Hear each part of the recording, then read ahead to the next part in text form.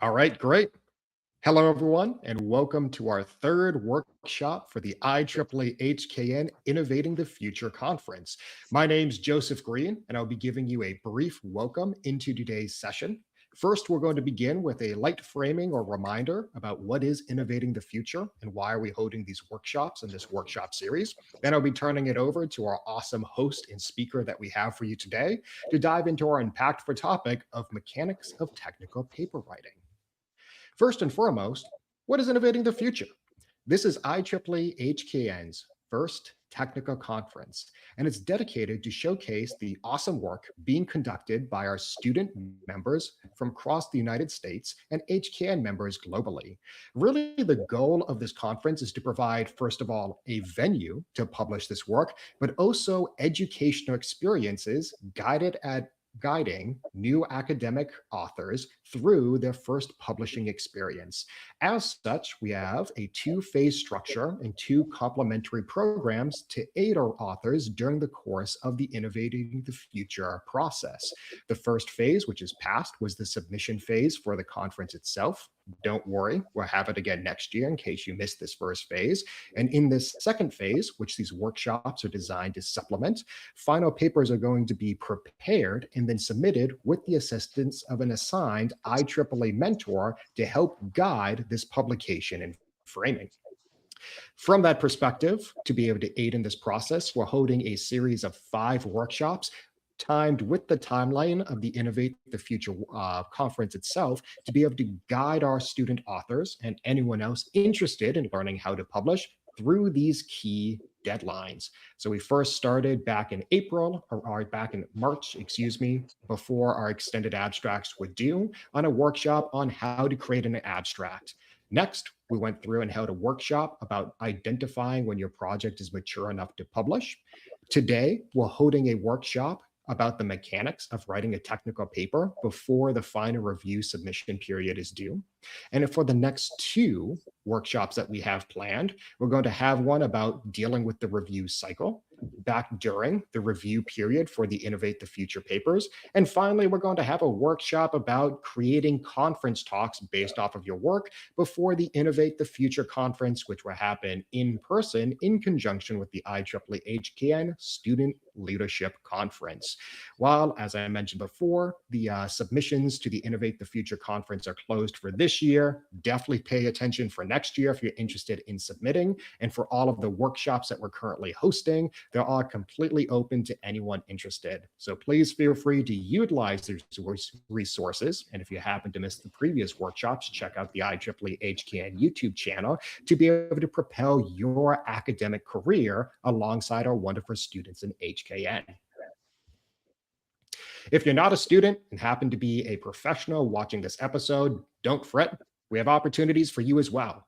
Both for this year and subsequent years, we're going to be looking for professionals with publishing or review experience to serve as mentors to help guide our extended abstracts as they're converted into full papers, and reviewers to help review the abstracts and papers that we receive. If you're interested in serving as a reviewer for this year, there's a still opportunity open for that, or a mentor for future years, please contact us at info@hkn.org. With that, I'm excited to introduce our host that we have for today. Hosting the session is going to be Patrick Shea. Patrick is both a alumni of one of our IEEE-HKN mentoring programs and serves with me on the IEEE-HKN Global Mentoring Programs Subcommittee. Patrick is a fantastic doctoral candidate at Arizona State University and has exhibited interest in learning how to run professional grade workshops on a global stage through HKN.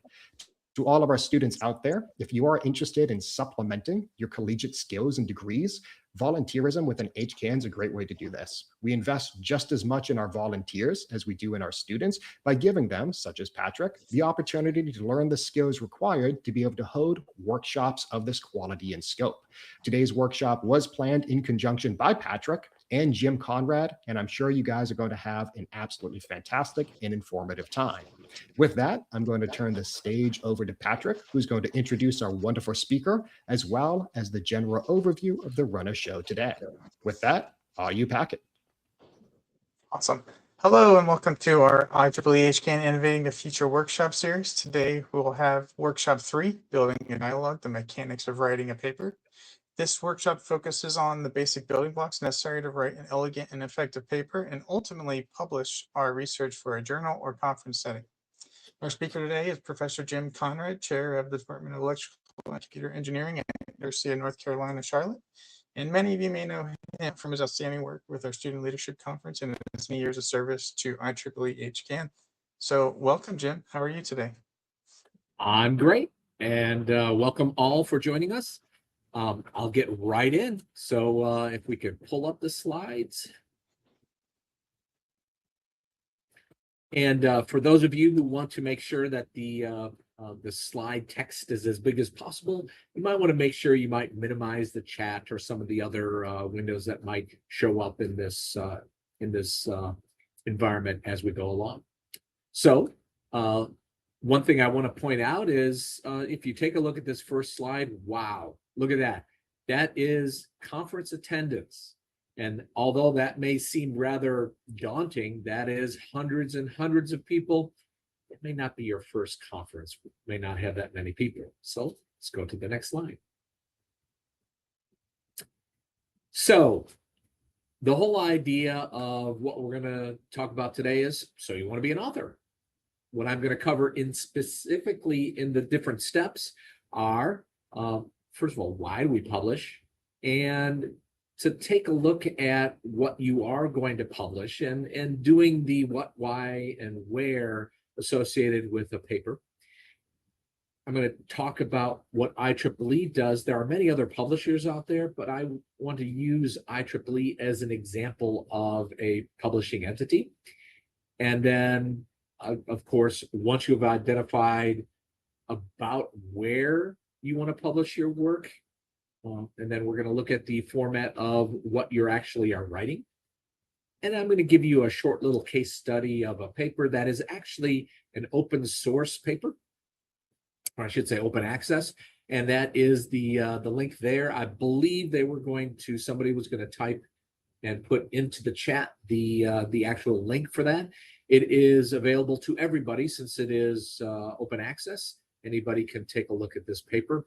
And you might want to look at it just to follow along when I get towards the end, and then I'll have a recap and we'll take questions. Next slide. So first of all, you got to figure out, do I have the street cred to be able to do this talk? And so I think I have some street cred. I've worked in industry as well as academia.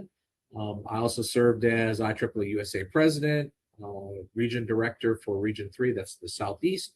And I was a Eta Kappa Nu president in 2022, and I've been actually helping to run SLCs for years and years and years and years and years. But probably for this presentation, you have to look at, okay, have I authored before?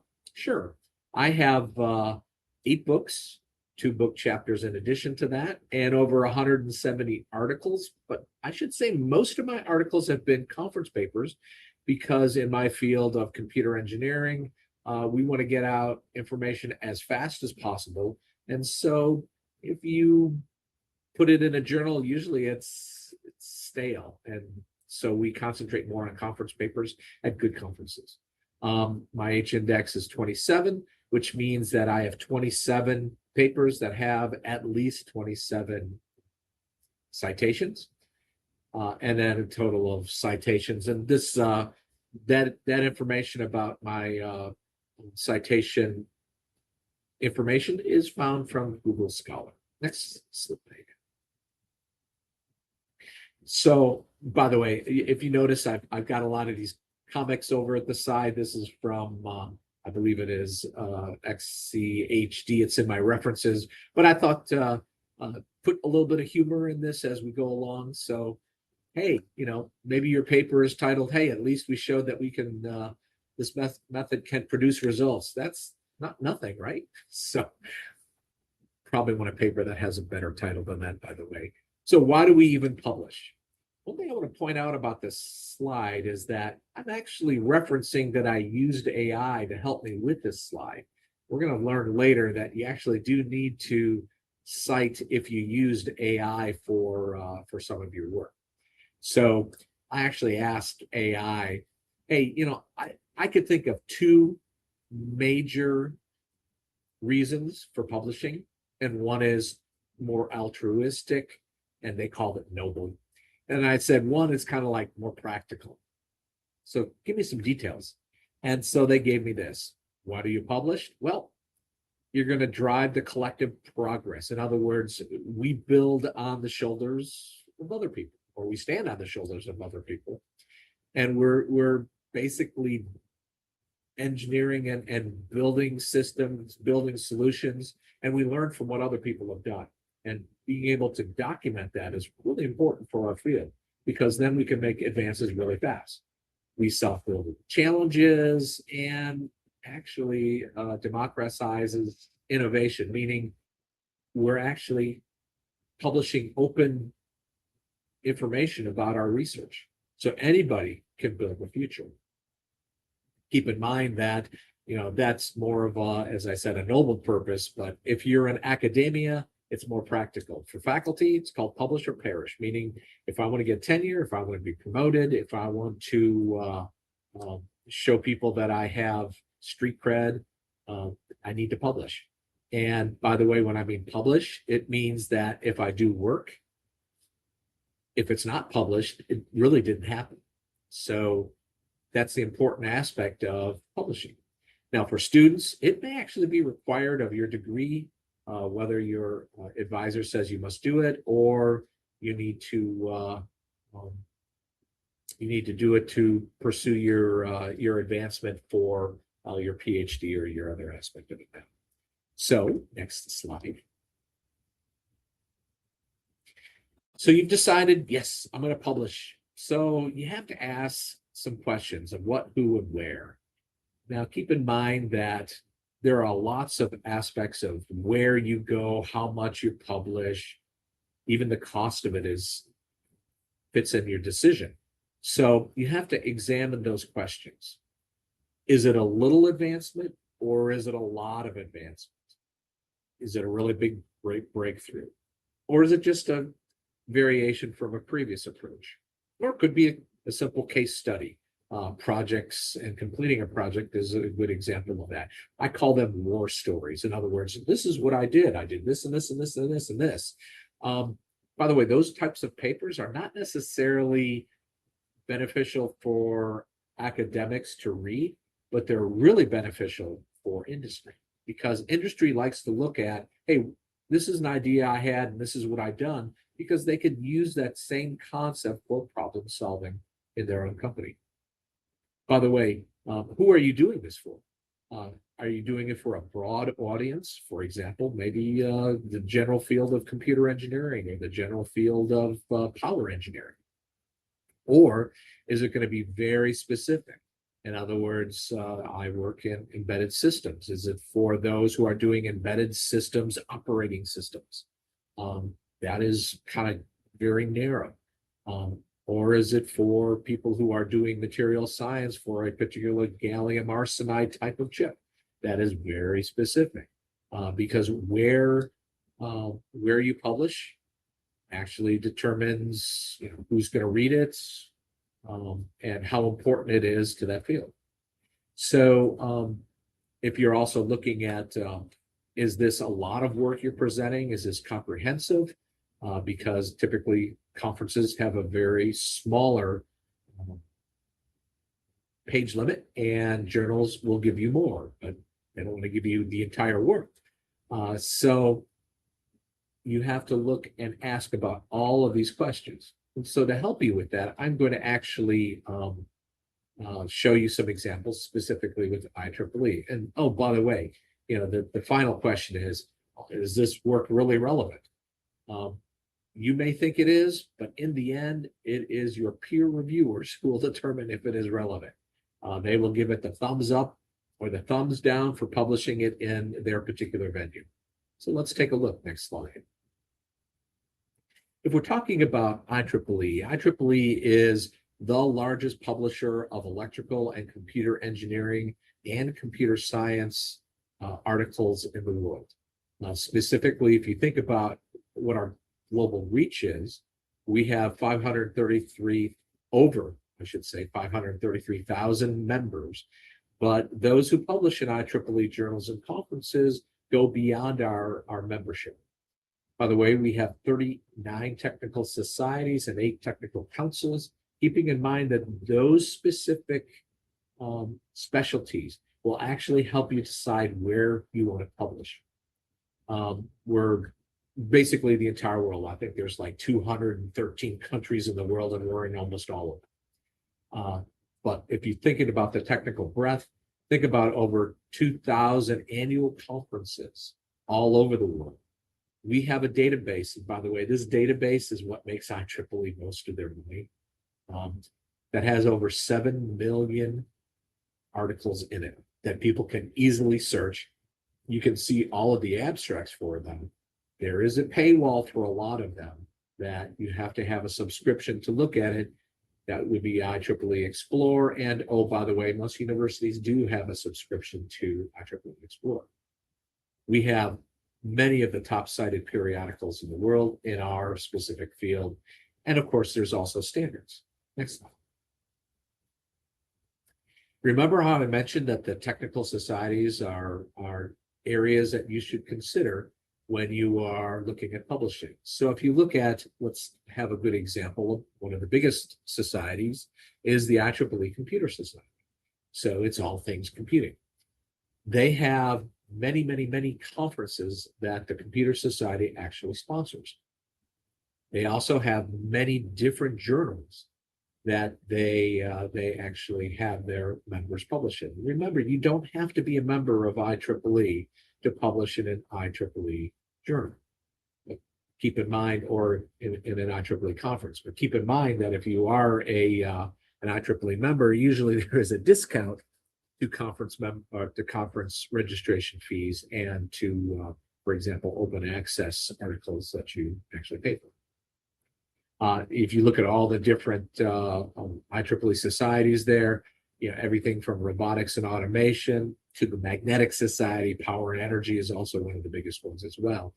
These would be the technical home that if you want to have a paper that is more specialized, you would look in some of the publications of these individual societies. Next. So one of the venues to publish in is a conference, and IEEE has over 2,000 conferences throughout the world. As an example, the IEEE Region 3, that's the Southeast United States, we have a conference every year called SoutheastCon. And at SoutheastCon, we have typically students and faculty, but we also have industry, which will submit papers. They will be reviewed, and the good ones will be published in the conference proceedings, and they'll be presented at our conference for anywhere between 350 and 700 papers, depending on the year. Our conference is very general. In other words, it's not very specific. It's run by the region, and so it is a geographically general, technical or general concept. So that is one aspect. But there are other conferences. For example, the Power and Energy has a conference that it's all things power and energy, and it is very focused on only power and energy. Now, in addition to that, you think about that all these conferences are generating conference papers, and so 280,000 conference papers, actually more than that, are generated each year and are put into our IEEE Explore database. Now, one of the advantages of a conference as well is not only are you publishing, presenting your work, and people can see it later in IEEE Explore, but you are also in a location where people can give you immediate feedback once you present. In other words, you can have discussions of this research. And that's one of the big benefits of having a paper published in a conference, is that, first of all, you have immediate discussion with people who are basically finding out about your work. But more importantly, also, publishing in a conference happens much faster than in a journal. Next slide. I kind of pretty much mentioned what conference proceedings are for all of these. By the way, if you go to the IEEE conferences website there, you will see a whole bunch, or you'll be able to search for, hey, what's the next few conferences coming up? I don't actually talk about how you could use the submission or the call for paper deadline to actually help drive you that you're going to be publishing it. Next slide. So there's also journals. By the way, IEEE has journals, magazines, letters, all sorts of different ways that you can publish on different speeds.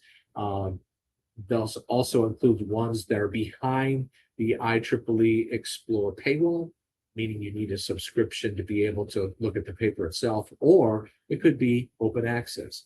Now, the thing to keep in mind is open access means that anybody can go read that.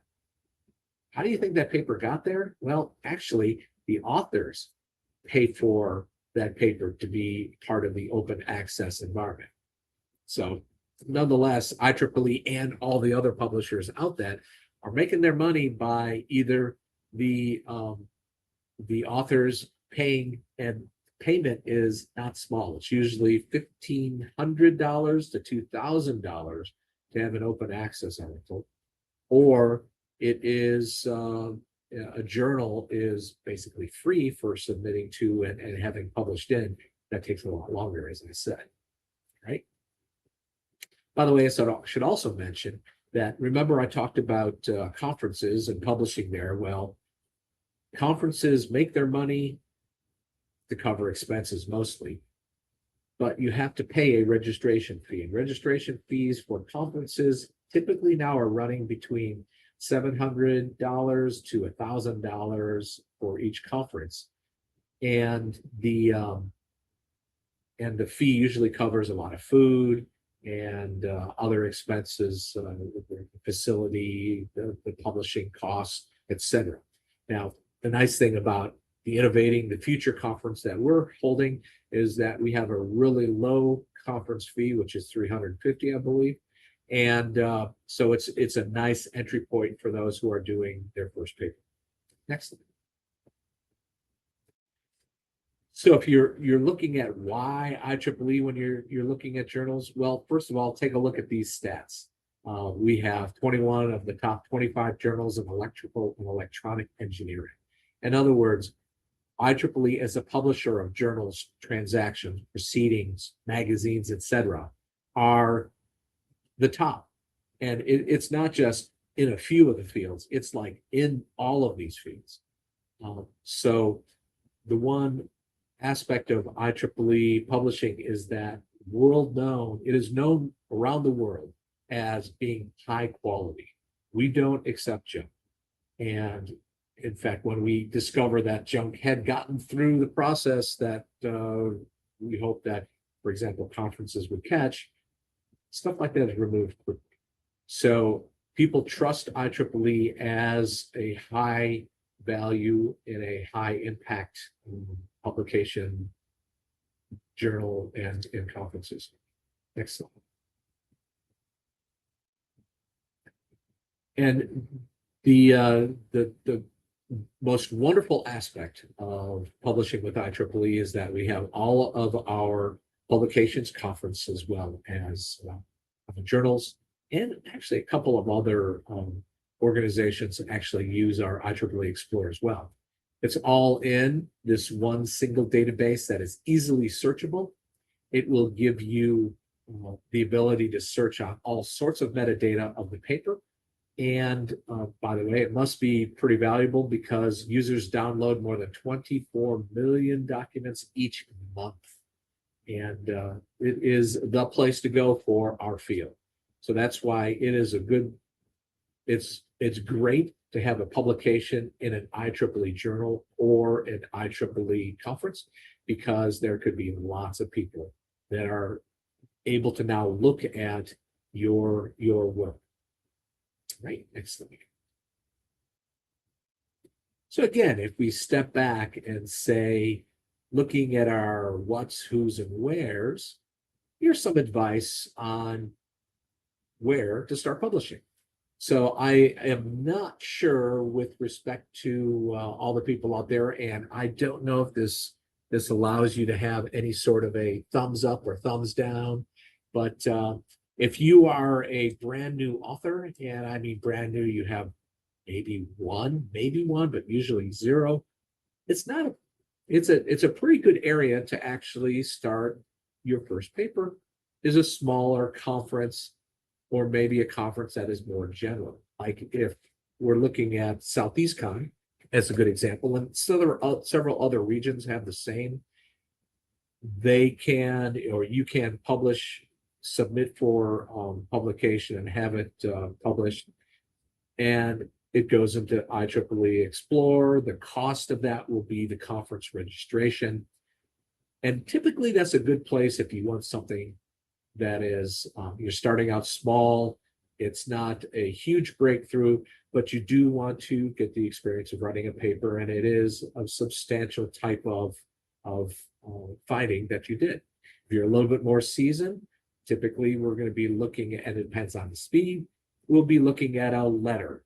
The letter is still a journal-like publication, but it happens a lot faster.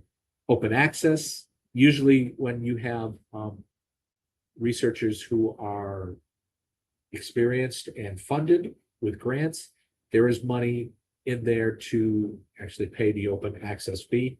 And actually, many universities have a pot of money that they use for paying these open access fees. My university, UNC Charlotte, will support you for one until money runs out. Start of the year is July 1st for the fiscal year, and money runs out about February. So, universities may actually have money for open access. By the way, if you have lots to present, then that should probably be a journal article. And those take a little bit longer to review and actually get published, but they're also typically read by a lot more people, and they're typically more focused in individual areas. So remember, your work is going to be reviewed by your peers. This could be typically 3, it may be more, and an editor, I should say, as well. And they have different acceptance rates. Now, one thing that I need to point out is that you have to make sure that you submit it to the appropriate venue, because the editor may actually just say, this is not right for this conference. For example, maybe there's a conference on power, all right? And you work in the area of data science associated with human resources. That's not the right venue for your paper. If you're talking about data science and human resources that has nothing to do with power, the editor of a journal will get that, and they will say, if this is not the right venue for this, reject immediately without anybody even reviewing it. And a conference technical program chair, if you do the same thing, if it's a power and energy type of conference and you submit the same type of paper that doesn't even fit in the technical area, they'll kind of reject it immediately as well without a reviewer ever looking at it. So if you have a very prestigious conference, there are some good ones like GlobeCom for communications is an IEEE conference that has an acceptance rate that is actually rather low. It could be as low as 10%. Now, if you have less prestigious ones, it might be higher. You have a better chance of getting your first paper accepted because sometimes they may be hurting for papers. I almost hate to say that, but they want to make sure that you are not submitting junk, but it does tell a good story. It does show that it has advancements. It might have an acceptance rate of 50 to 75%. IEEE transactions, by the way, I checked with AI, and it went out and it looked and it said, yeah, IEEE transactions, their acceptance rates are between 10 and 20%. And open access, like IEEE access, like the article I'm going to show you a bit later, is between 20 and 45%. Next slide. Oh, by the way, can you go back to the previous slide? This is one of my favorite journal articles I've ever read. What are fish even doing down there? Okay, next slide. All right, so as I said, venue matters. As I mentioned, you want to make sure that you are looking for and taking into consideration the cost of whatever your venue is. As I said, conference has a registration fee and sometimes a travel cost. Now, there are conferences that are hybrid, meaning that some are virtual and some are live. And so you need to take a look at that when you are considering where you are going to publish, because, for example, this Innovating the Future conference that is happening in November is 100% live. You have to show up if you want your paper to be published in IEEE Explorer. Because if you don't, if you submit it, it's accepted, and you don't show up, they don't publish it in IEEE Explorer, so it's like the paper didn't exist. By the way, open access is free for readers, but not for authors, as I mentioned, could be up to $2,000. By the way, if you write a transaction article, they'll give you a limit of maybe 12 pages. If you go over that limit, you're going to have to pay some overage fees. So you have to watch out for that. Conference publications, typically they go much faster from the submission date to the final publication date in IEEE Explorer. Good journals are read by a lot of people, and really, really good journals are read by even more people. By the way, conference articles are read by some of the attendees, not necessarily all of them, usually only those that are really interested. So I asked AI, hey, I heard this myth that your typical conference paper is only read by 4 people, the 3 reviewers and you, and maybe 5 if you include the technical program chair. So I asked that, and AI said, you know what? It's a myth.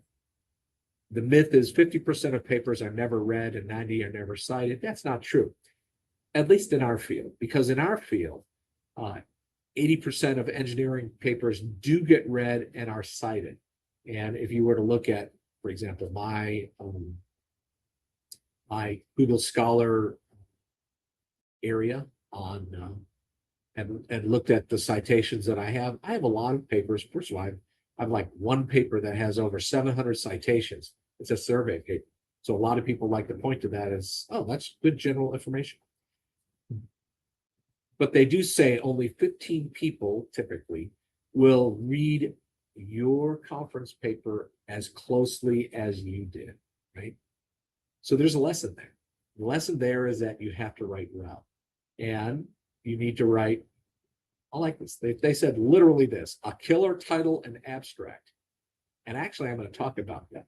So if you're doing a search in IEEE Explorer, you will pause and read something that has a really good title and abstract.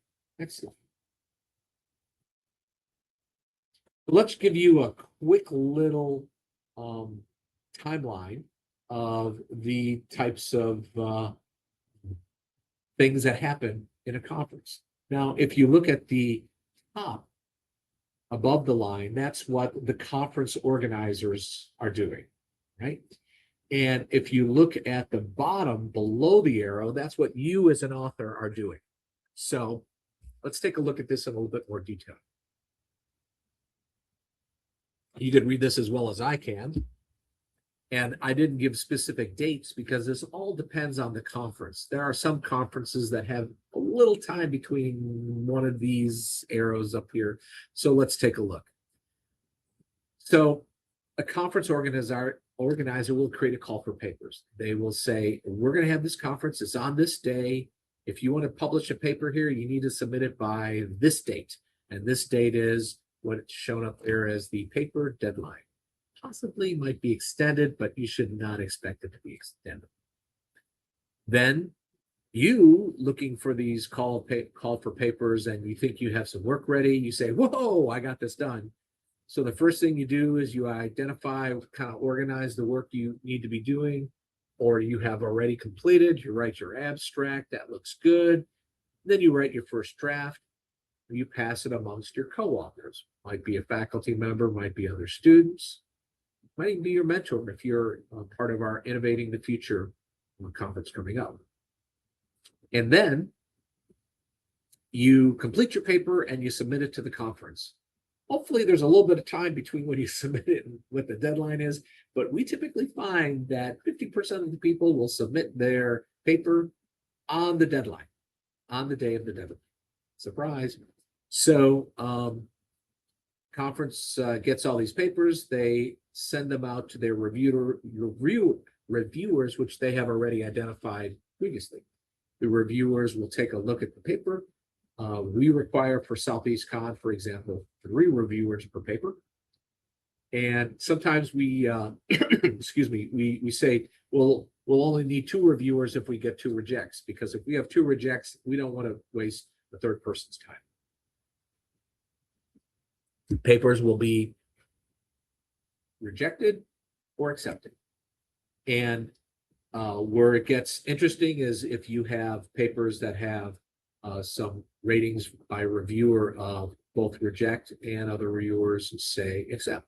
And so that's where the program committee will actually look at the papers in a little bit more detail and give you the thumbs up or the thumbs down. Now, if they like your paper, they will send you an acceptance. That is not the final paper. They may make recommendations that you fix the paper. And so they'll give you a little bit of time to make changes to it and then upload it by a particular deadline. And that would be, in most cases, the final, what we used to call camera ready, or it will be what actually gets published in IEEE Explorer. You also have to register for the conference at the same time. Then you work on your presentation, and then you actually attend the conference. And a couple weeks later, typically 6, that the papers will show up in IEEE Explorer. Now, this is a little bit different if you're doing a journal, because for a journal, you may have a little bit more of a back and forth if the paper has promise, but they really want some changes made to it. And so the step there where it says paper reviews, examined, some accepted, some rejected, there may be a little bit more back and forth before it's finally accepted and then is put in for the conference or put in for journal. And of course, there's no conference to attend. Next slide. So some best practices for a good publication. Expect that writing is going to take time. And you can't knock out a paper overnight, no matter what you think. It's going to take you some time. So start early, do a lot of discussion. There are tools out there. For example, Overleaf is a good tool to allow you to collaboratively write papers that actually are in the LaTeX format. That's one of the formats for technical papers. By the way, make sure that you write it for your intended audience. Is it very general or is it very specialized? And I can't express this next one, is you must make sure that the spelling and grammar are correct. In the world of AI tools, spell checking, grammar checking, etc., there's no reason your paper should have poor spelling and grammar. However, keep in mind that a word may be spelled correctly, but it is the wrong word in that location. So make sure grammar also is a part of that. And by the way, that's one of the biggest indicators of the quality of a paper. If a paper has poor spelling and grammar, chances are very good that the technical content of that is also, or I should say, if the spelling and grammar is bad, it's a good indication that the technical content is also going to be bad as well. Make sure your title is inviting. In other words, remember, more people will read it if your title as well as your abstract really are relative or relevant to them. Right? Next slide. For the body of the paper, you're telling a story. What problem are you trying to solve? Why is it important? You need to give some background, maybe on the problem, what other people have tried.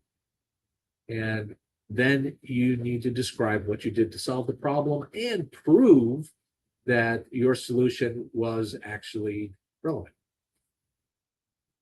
I like this one. Some thoughts on how everybody else is bad at research. That would be an interesting paper, wouldn't it? Okay. And again, one thing to keep in mind is, as opposed to what this little comic title is, you need to acknowledge that other people may have worked on this problem or similar ones to it, and that their solution was relevant or somewhat applicable to what you're doing. Here's the reason why. You never know who is going to be reviewing your paper. One of these people who you cite might be a reviewer. And more importantly, a person that you don't cite, but their topic or their field is very relevant, may be miffed that you didn't reference their paper. So you need to think about that as well. But more importantly, the whole idea about your paper, you need to be clear, because in the end, the whole objective of a paper is that somebody else should be able to replicate what you did precisely. So you need to give enough information so that they can be able to follow the same processes, try and save the same problem, and come up with the same result. Excellent.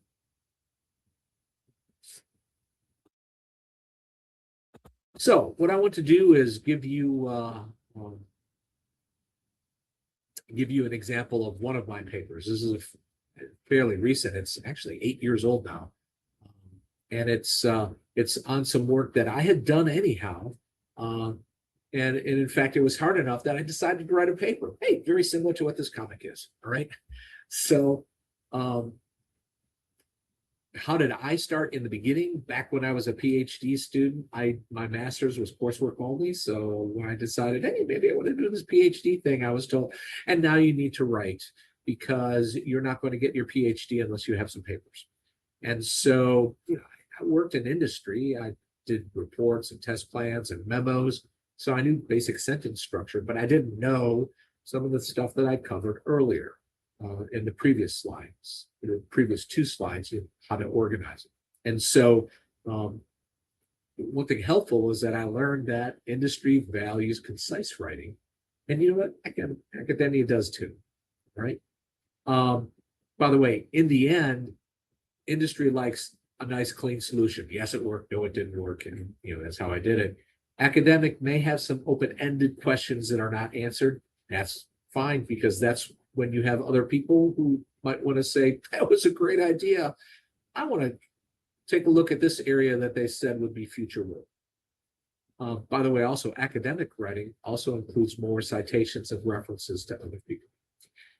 So I've got a couple of images clipped from my paper, but if you want to go look at the paper, here's a link for it. And I hope that some of my people out there put in the chat, I can't actually see the chat, the link for looking at this paper. So next slide.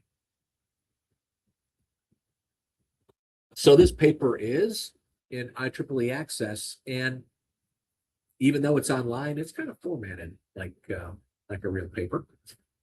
So here's an important thing to look at it. This is kind of like a journal.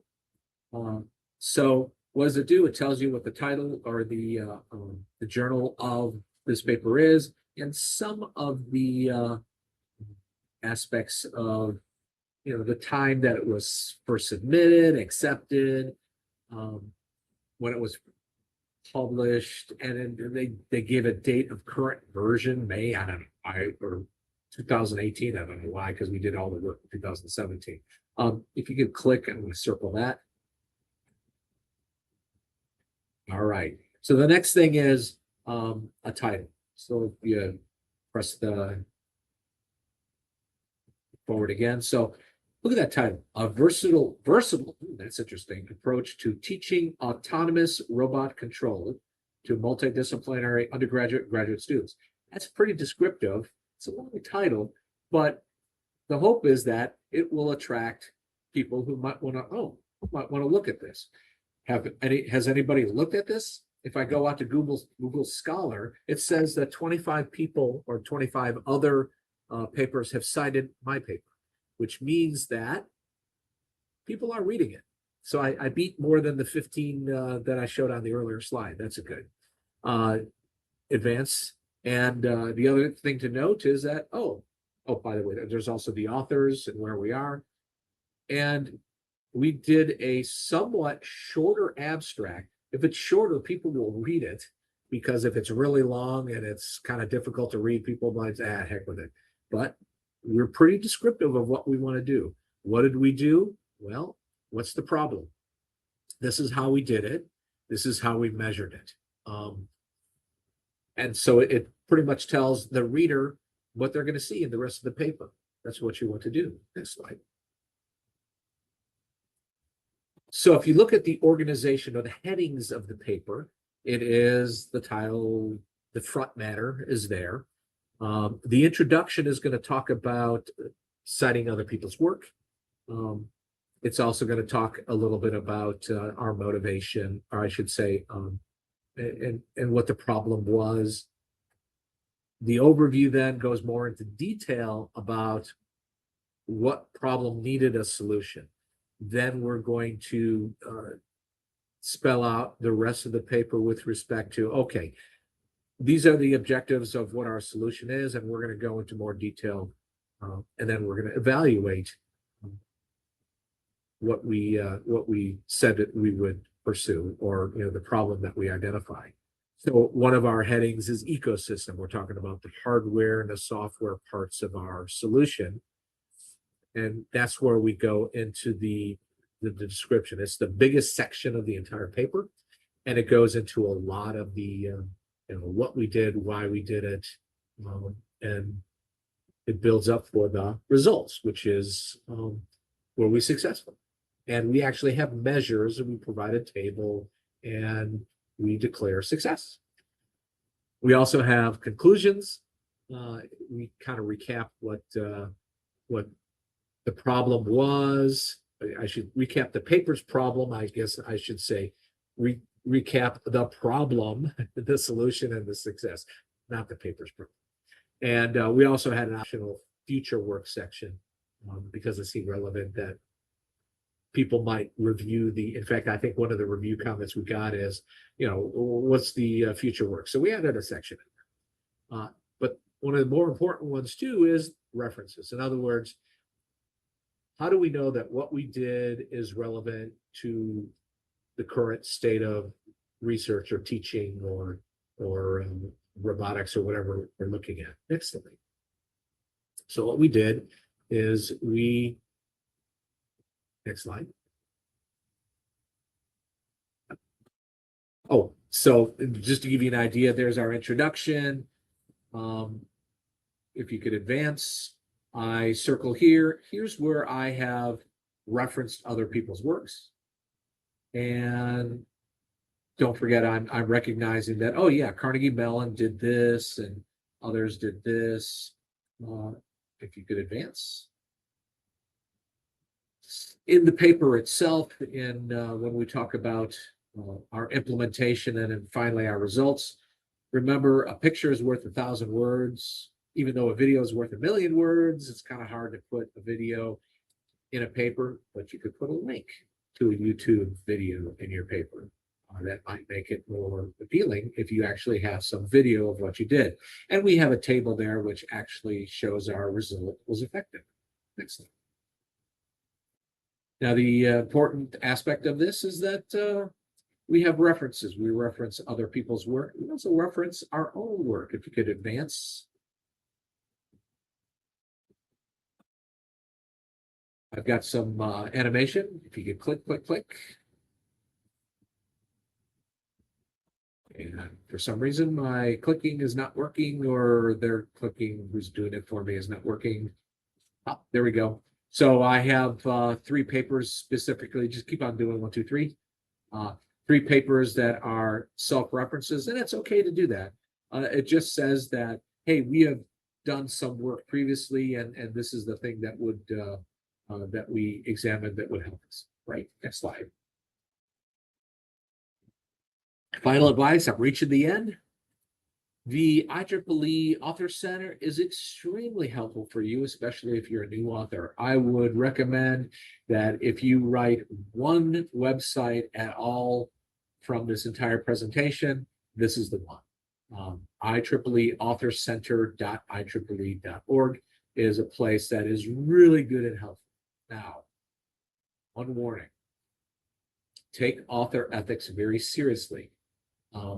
There are what we call forbidden author. There is a forbidden author list in IEEE. That means that some authors have misbehaved, meaning that they had some sort of authorship violation.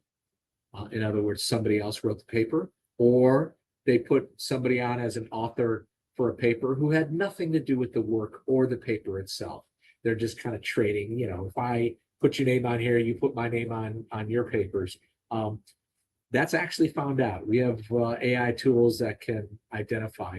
One good example is if the work has nothing to do with collaboration with another university, and you have several people from other universities around the world as co-authors, you know, that's a big flag. Plagiarism, if you are copying entire parts of other papers, that is not well thought of.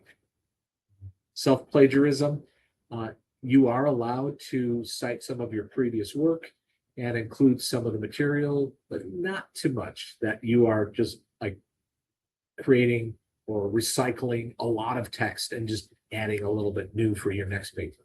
You need to have quite a few new advances in that. You are not allowed to submit your one article, your paper, to several places at the exact same time. That is multiple submissions, and that's extremely frowned upon, and will get you the hand slap as well. Of course, you need to make sure that you use ethics when you do your work. You can't fabricate data. You can't fabricate what you're doing. Well, I'll do this on the next slide. And then make sure that you don't have a conflict of interest with whoever you are submitting this to. Next slide. The elephant in the room is AI. I have a friend who is a technical program chair for a conference. Their conference got 78 AI generated papers from the same group. There is no way that a small group of 5 people can generate 78 papers worth of work, and they were stupid enough to submit it to the same conference.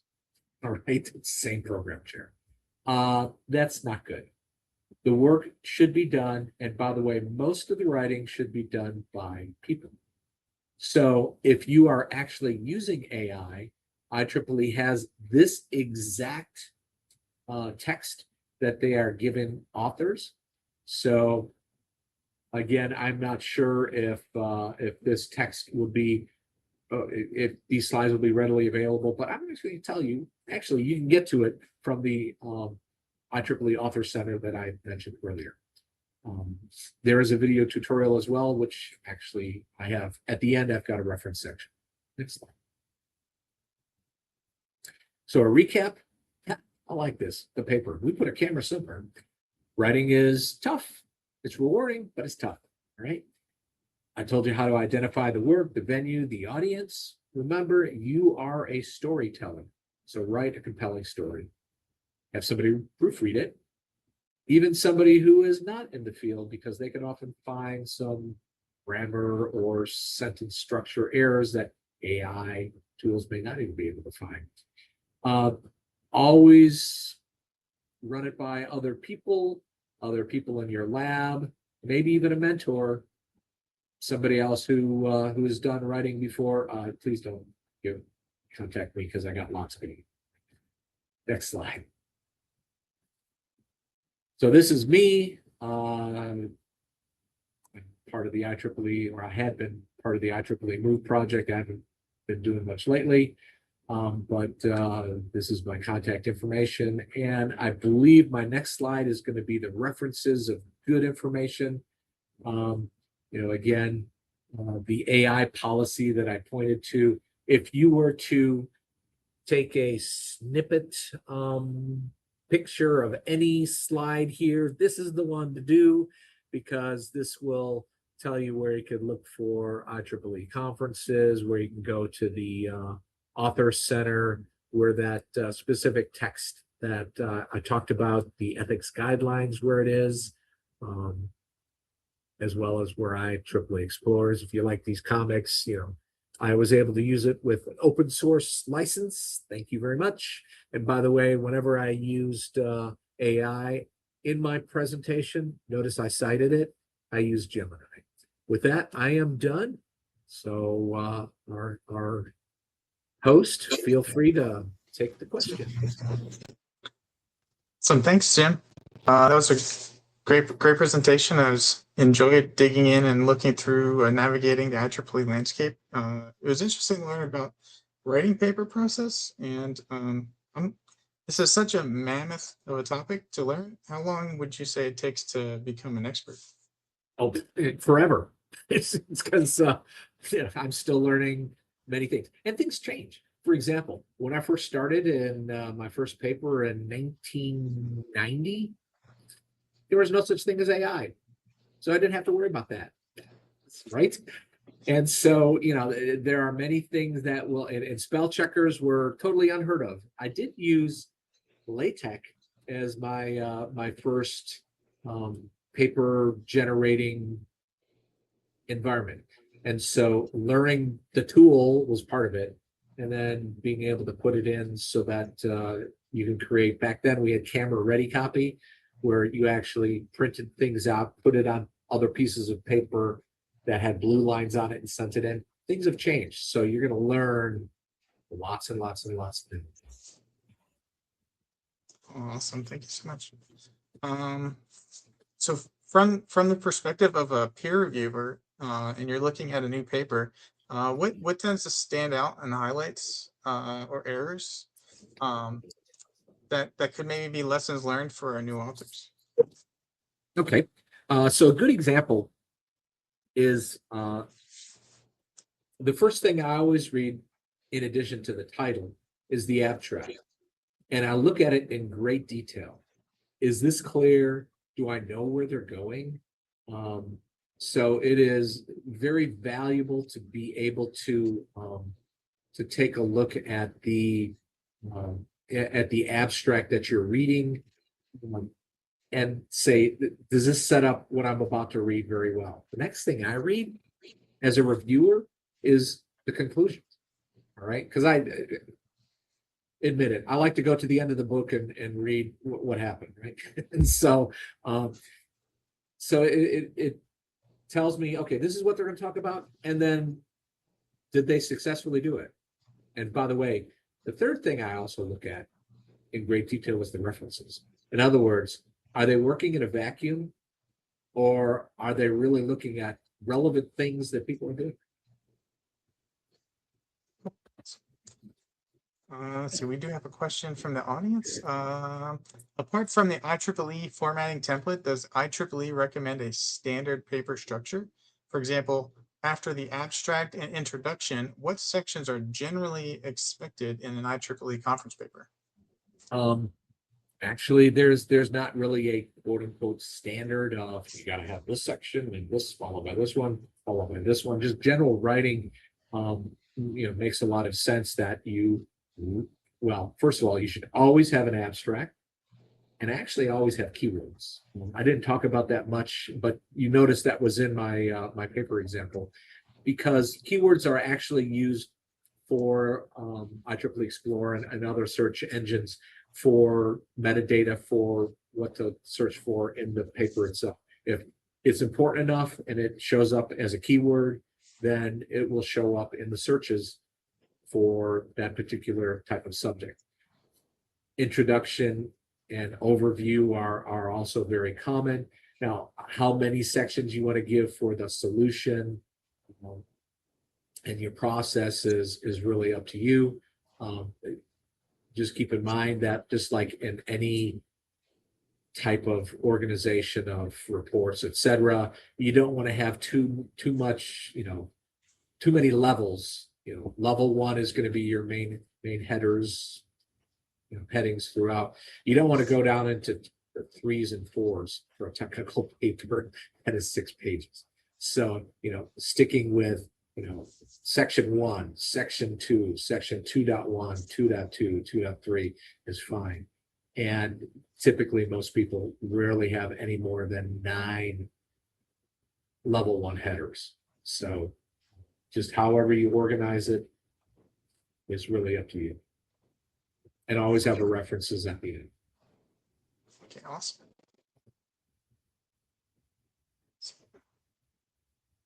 So yeah, today we covered a lot about IEEE publishing, but is there anything good to know for maybe considering targeting other publications like Nature, Science Direct, or Springer? So those 3 that you mentioned are very good good publishers. Everybody has their own rules, but they typically do the same example of what I provided. Not all conferences are sponsored by IEEE. Some might be sponsored by ACM, the Association for Computing Machinery. Actually, there's a lot of conferences that are co-sponsored by IEEE and ACM. Other conferences that are not IEEE centric, if you go into typically foreign countries, it happens a lot in Europe, they'll publish with Springer, Verlag, or some of the others. They'll follow pretty much the same processes. So you just need to understand their particular details, right? But one warning I will give, there are a lot of quote unquote predatory conferences and predatory journalism. There are some organizations that their whole objective is to make lots of money because they're not profit. So IEEE is nonprofit. We're not making, no stockholders are making money, right? Our goal is to bring as much money each year as we spend. And if we make more money that year, then we got to spend more the next year. So that's not bad. But there are some out there that are what we call predatory. In other words, they publish junk. And you could ask AI, is this considered a junk journal? Is this considered a junk conference? And AI will give you a good idea because there's a lot of people who comment on it. Okay, great. I think that's the end of the session. Jim, thank you so much for your time and presenting today. All right, thank you. It was a pleasure to talk to all of you. And again, I hope you'll leave at least the reference section available for people to look at later. That if any one page is useful, that would be the one. All right, thank you. So thank you so much.